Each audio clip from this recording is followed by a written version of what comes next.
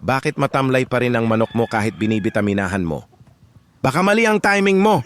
Pag-usapan natin ang shelf life ng bitamina sa loob ng katawan ng manok.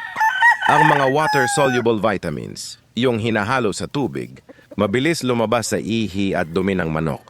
Ibig sabihin, kailangan yan araw-araw or every other day lalo na kung stress ang panahon. Sa injectables naman, lalo na yung mga B-complex, direct to the point, yan! Pero wag kang kampante. Ang itatagal niyan sa system ay sapat lang para itawid ang pagod ng manok. Kung magbibigay ka, siguraduhin mong 3-5 days bago ang laban o matinding training para saktong-sakto ang peak ng energy. Huwag basta saksak ng saksak, alamin ang tamang agwat para di sayang ang pera mo. Huwag hayaang masayang ang gamot. I-share mo tong video na to sa mga tropa mong mahilig mag-overdose ng manok.